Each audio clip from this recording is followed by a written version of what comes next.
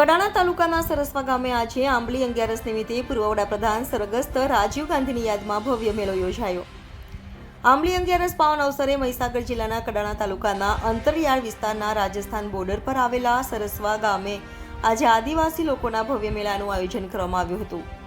આ મેળાનું મહત્વ એ છે કે વર્ષો પહેલા પડેલા દુષ્કાળમાં અછતની કામગીરી દરમિયાન વડાપ્રધાન રાજીવ ગાંધીએ 23 માર્ચ 1986ના આંબલી 11ના દિવસે સરસવા ગામની મુલાકાત લઈ શિક્ષક, રસ્તા તેમજ અનેક વિકાસના કામો કાર્ય હતા। તે વખતથી દર વર્ષે આંબલી 11ના દિવસે નીલકંઠ મહાદેવ મંદિરમાં રાજીવ ગાંધીનો ફોટો મૂકી તેની પૂજા અર્ચના કરી આ મેળો ઉજવાય છે।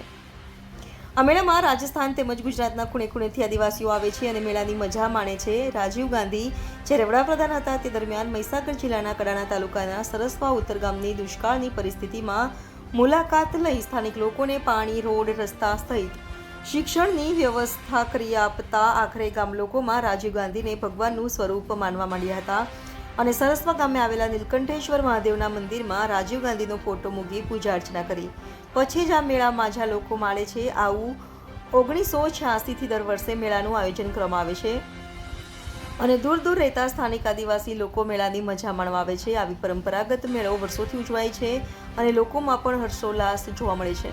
Bureau chief Sanjay Jaiswal, Gujarat crime news, Mahisagar.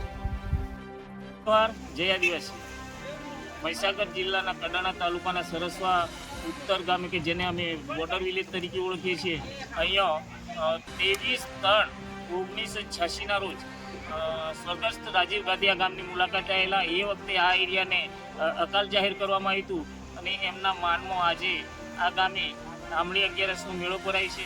અહીંયા 3 રાજ્યોની પબ્લિક મળે છે, મધ્યપ્રદેશ, ગુજરાત અને રાજસ્થાન, અને મોટાભાગની પબ્લિક, આદિવાસી પબ્લિક અહીંયા પોતાની સંસ્કૃતિની ઝાંખી રજૂ કરે છે। અમારા ગામ તરફથી અહીંયા અત્યારે પાણીની સુવિધા નથી, તો ગામ તરફથી પાણીની સુવિધા કરવામાં આવે છે અને સુરક્ષા કર્મીઓ એમની સુરક્ષા પૂરી પાડે છે અને આજ દિવસ સુધી આ મેળાની અંદર કોઈ પણ પ્રકારનો ઇસ્યુ થયો નથી અને મોટા પાયે અહીંયા આંબલી 11નો 2 દિવસનો મેળો ભરાય છે અને ભવિષ્યમાં આ મેળાનું મોટું સ્વરૂપ થાય અને 2-3 દિવસનો પ્રશાસન દ્વારા મંજૂરી આપવામાં આવે અને આ રીતે મેળો અમારો અહીંયા અવિરત ચાલુ રહે એવી શુભેચ્છાઓ અને ગામ વતી આપ સૌને જોહાર બધાય। જય જોહાર, જય આદિવાસી। મહીસાગર જિલ્લાના કડાણા તાલુકાના સરસવા ઉત્તર ગામ છે અને આ ગામે આજ રોજ મેળો ભરાય છે। મેળાનું મહત્વ એવું છે કે હોળી પર્વની અંદર 11 આવે એટલે એના આદિવાસીઓ પહેલેથી આ તહેવાર મનાવતા આવ્યા છે, પણ મેળાનું ખાસ મહત્વ એ છે કે 22 માર્ચ 1986ના રોજ દેશના વડાપ્રધાન માનનીય આદરણીય રાજીવ ગાંધીજી આ ગામની મુલાકાત લીધી હતી અને દુષ્કાળગ્રસ્ત વખત હતો અમારો। એ સમયે રાજીવ ગાંધીએ મુલાકાત કરી અને રોડ, રસ્તા, પાણી, શિક્ષણ વગેરેની ગામમાં સુવિધાઓ આપી અને એ દિવસથી અહીંની પ્રજા રાજીવ ગાંધીજીને પોતાના આરાધ્ય દેવ તરીકે પૂજે છે। અહીંયા શિવજીનું મંદિર પણ આવેલું છે ગામમાં અને એના બંને રાજ્યના ગુજરાત, રાજસ્થાન અને MP જેવા રાજ્યોની પબ્લિક અહીંયા આવે છે અને રાજીવ ગાંધીની પણ પૂજા કરે છે અને શિવજીની પૂજા કરે છે અને આંબલી 11ના રોજ હર્ષોલ્લાસથી મેળાને મજા માણે છે। ઉત્તર સરસવાના ગામે આ નીલકંઠેશ્વર મહાદેવનું આંબલી 11ના દિવસે આ મેળો ભરાય છે અને આંબલી 11નું આ ક્ષત્રિયો અને તમામ સર્વ સમાજને આ બધોને આ તહેવાર ઉજવે છે। એ નિમિત્તે તે દિવસે આંબલી 11ના દિવસે રાજીવ ગાંધી આ ગામે સરસવા ઉત્તરે આવેલા અને તે દિવસથી આ આંબલી 11નો મેળો પ્રખ્યાત થઈ ગયેલો છે।